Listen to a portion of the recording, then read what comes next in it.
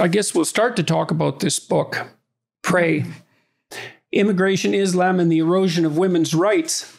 I had an uneasy feeling reading it continually. I mean, you do say right off the bat,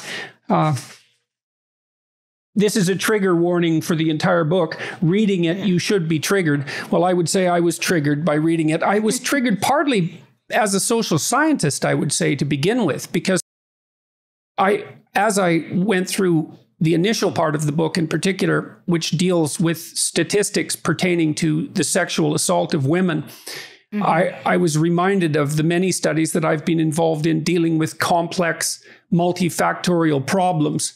And it's very, very difficult to deal scientifically or mathematically or statistically with a complex social issue. And you run into that problem or encounter that problem over and over among many other problems when you're formulating your argument to begin with. For example, and stop me if I get any of this wrong, you're making a case that there is some threat to women's rights in Europe, particularly, and that's associated with immigration, and that some of that threat takes the form of enhanced susceptibility, increased susceptibility to sexual assault. And then you start to delve into the sexual assault statistics, and then you run into the immediate problems. And it's perhaps worthwhile to walk people through what some of these problems are. How do you define sexual assault, for example? Now, you could define it as if you define it by the most severe crimes, let's say rape, then you miss all the data that might be obtained when you consider all the other forms of sexual misbehavior that might be regarded as assault, unwanted touching on a street, for example. But if you include those, then you risk minimizing the magnitude of the extremely serious forms of sexual assault, like rape, and especially if you do it over a lifetime, and crank up the prevalence rate so high that they start to become meaningless. Now, I know it's an appalling thing that a very large percentage of women, and perhaps an unknowable percentage, face unwanted sexual attention, psychological and physical. But if the definition of that becomes so lax that it's 100% of women that suffer from it, then you divert attention away from, for example, from the more serious forms of sexual assault. So and then you outline as well the difficulties of doing cross-country comparisons, because the definitions vary so much from state to state, and the difficulty of tracking change in sexual assault prevalence in any given country because of the changing definitions of sexual assault that occur within states. And so I was tempted to throw up my hands at one point and think, well, it's impossible to get to the bottom of this. So in the face of all that complexity, what argument have you laid out? And why do you think it's justifiable? So the argument I'm laying out, first of all, is it's the story of women and their safety in the public space. So in this book, I'm not laying out an argument about sexual violence committed by intimate partners. If you wanted that, it would probably be easier to get those statistics. It would be harder to find them categorized along ethnic lines, but still possible. And I'm not talking about sexual violence against women in the office, at work. The themes that were brought to light by the Me Too movement. So those two things are not the subject of this book. What I'm talking about is the public space. And so I don't start first with statistics. So I'm not a social scientist, and I don't think of myself as a social scientist in terms of trying to acquire empirical data, analyze that, and interpret it.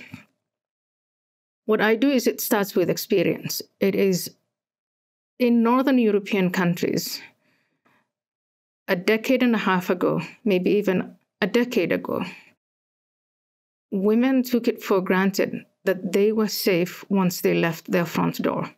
Not all women. Some neighborhoods are worse than others. But in general, in 1992, when I came to Holland, I don't recall ever being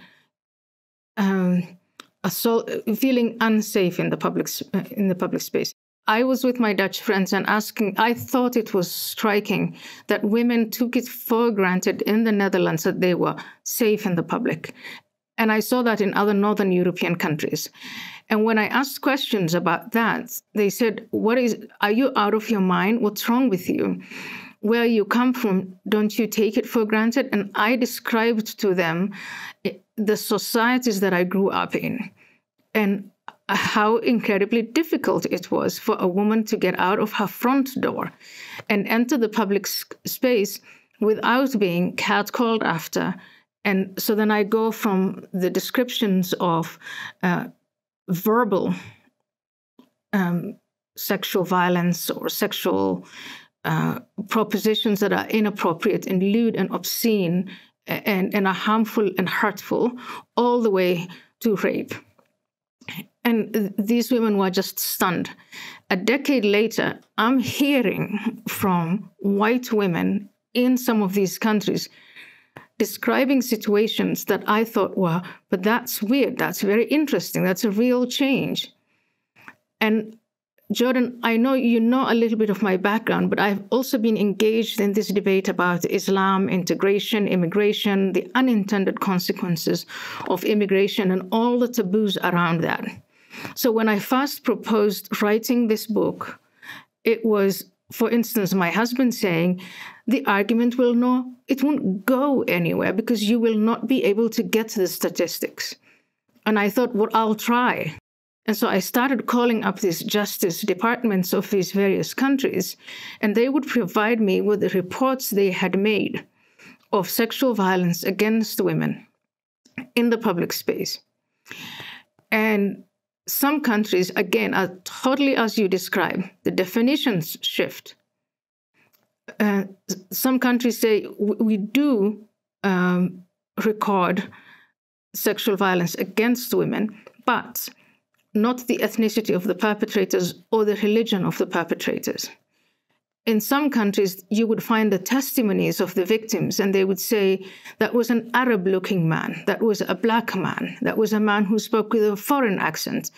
And I would ask the people who say that they've collected these statistics, why don't you have that information input? And then you would always run, it would always be off the record, but you would always run into the issue of, well, the issue of immigration is really controversial. The issue of Islam is really controversial. And if you take those two and then you link it to sexual violence, oh my God, you're going to empower the right-wing populist parties. You're going to stigmatize Muslims and Islam. It's not all Muslim men. It's a universal phenomenon. And I agree with all of these things, but we still have a problem. The safety of women in general in the public space is compromised